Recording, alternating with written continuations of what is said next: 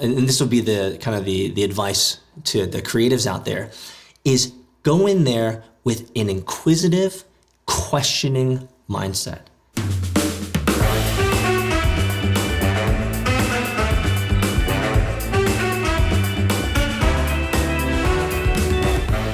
Hey everyone, welcome to Creative Table. We are here today with our good friend, Mr. Peter Saddington. Pete is a serial entrepreneur. He's a producer, a certified Scrum trainer, an author, and just an all-around great friend. Pete, man, thanks for being here. Well, thanks for giving me the opportunity to hang out and talk with you, Kevin. We're honored to have you here, and we're looking forward to the conversation because honestly, you're one of those people who I feel like we could go anywhere with.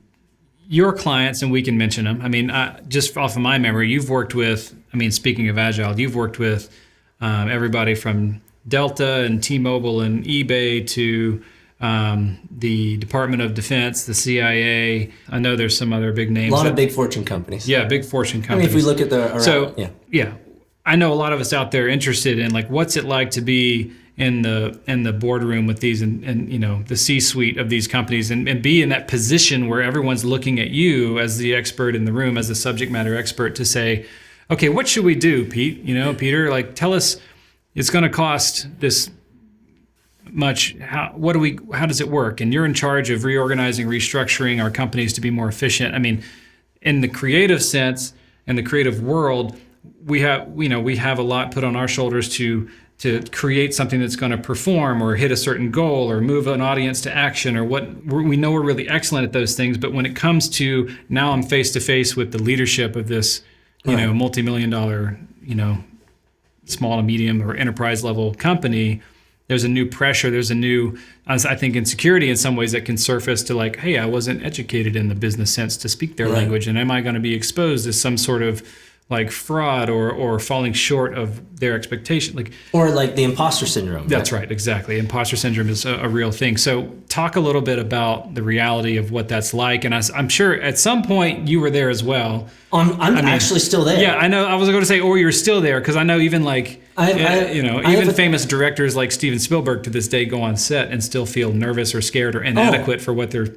producing. So I imagine in this sense it's maybe not any different. Well, here's curious. Here's an interesting conceit, is that even though I've spoken in front of crowds of 2,000, 3,000, 4,000 people, I do online training and I do training for companies and C-level executives, I'm still nervous. Like I'm still anxious. But one of the things that I've learned, and this is an interesting conceit, is I actually make my nervousness known. And sometimes, depending on the situation with an executive or a leadership group or a board group, is I'll go in there and immediately admit to them that I don't know it. I don't know what they need. Because not only is that true, but it level sets that, hey, we're all in this together.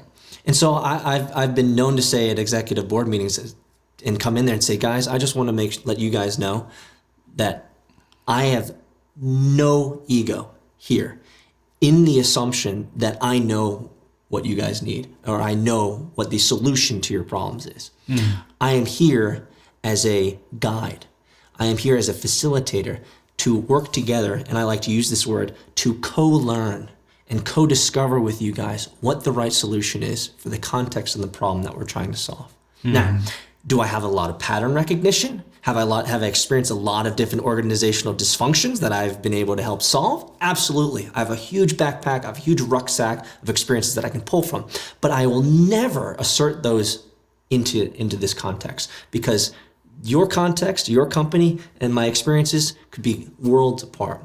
And so allowing your humanity and allowing the authenticity of that truth to shine through often wins me lots of points with executives, because they're like, hey, this guy is real, he's honest, he's telling us that he doesn't know what he doesn't know, and he's not going to come in here with the presumption that he does.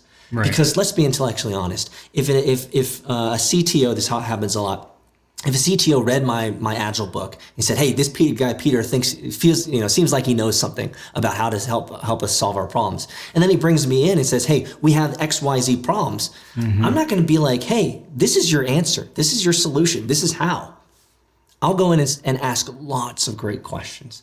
And so 3 things about asking questions, and this will be the kind of the advice to the creatives out there, is Go in there with an inquisitive, questioning mindset. 3 things that I want to share with your audience here.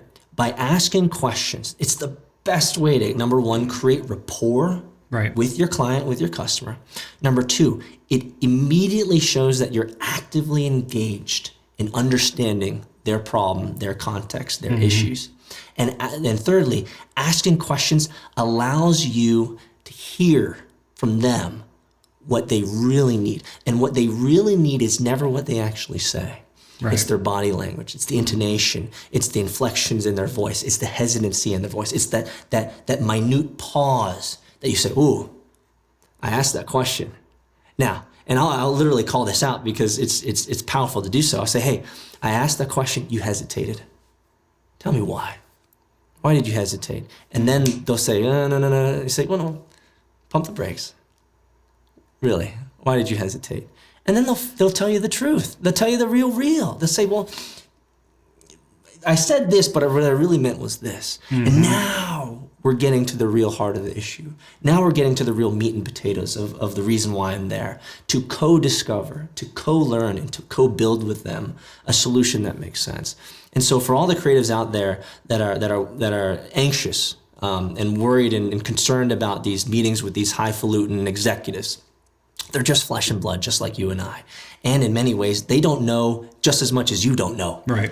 And so going in there and with that conceit of, hey, I'm just like you, but the difference is I'm willing to partner with you to learn and to grow and to discover what the solution is. Let's do this together. That's how you not only get rapport, but organizational alignment, and you can build.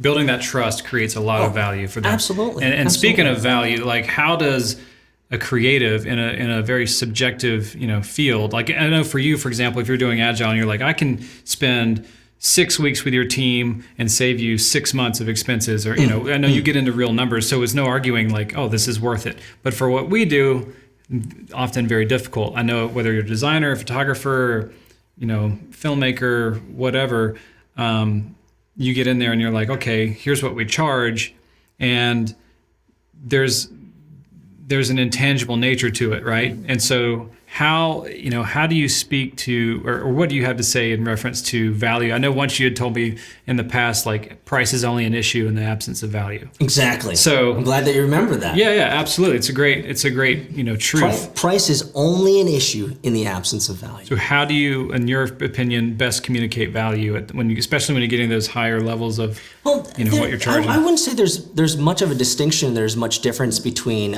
my consulting role and a creative who's maybe creating some collateral or like a marketing campaign or a video or something like that. I don't think there's much difference there in that as a consultant me or a creative you, the process is relatively the same. We have to discover and engage with our client to understand what they really want and what they really need. Now, at the end of the day, let's be intellectually honest. No one, especially when it comes to complex ideas, complex systems, complex technology, or complex designs, no one ever really knows what they want until they see what they don't want. And so the job of the consultant or creative is to build frameworks and to build models for your client, light models and light frameworks, so that we can quickly understand where you want us to go. And so it's not about trying to have the answers or have the solutions or have the entire picture, well understood in advance. It's never that. It's a collaborative discovery together of, hey, this is what you said you want. Let's dig in. This is what I'm seeing. Let's figure out where that matches. One of the best ways, and I recommend this to all of the coaches I work with, is to draw as much as possible. I find it fascinating that creatives, when they're doing consulting work with clients, they don't draw as much as their creative as a creative I would think should. Is whenever a client says, hey, this is what I think I want, or this is what they won't say I think, they'll say, this is what I want. My first question is, draw it for me. I say, I'm a high paid executive. No, draw it for me. Draw what you want. They'll draw it, and then it'll be completely different from And get what on the I whiteboard imagined. with it. Yeah, get on the whiteboard. Draw that idea, and they'll draw map it out. Yeah, they'll draw it out, and it's like, wow. I'll go up to the board and I'll say, well, this is what I was thinking. There'll be completely different ideas. But that right there, we can establish a shared understanding that we're different. But now we can work together to say, I like this part here, or I don't like this here, or I like that, let's add that. And once you have something that you can align around, then you can come together and build something effectively together. But as long as we're just talking about it without the drawing aspect, you're always going to be shooting in the dark, because your conception of an idea, your conception of what you think you thought you wanted in a moment in time is almost impossible to fully understand across the table. You have to draw it out. Yeah, what you say and what they hear are often two different things as well. Of course. Yeah. Of course. So my thing is, if we were to summarize up the last couple minutes of our conversation here, it would be simply come in there, ask lots of questions. Be honest. Be transparent about what you don't know. And number 2, draw as much as you can. The more that you draw, the more that you can get to alignment, you can get to a shared understanding of what you think you thought you wanted, and be able to collaborate and add, amend, change, remove ideas, as you will.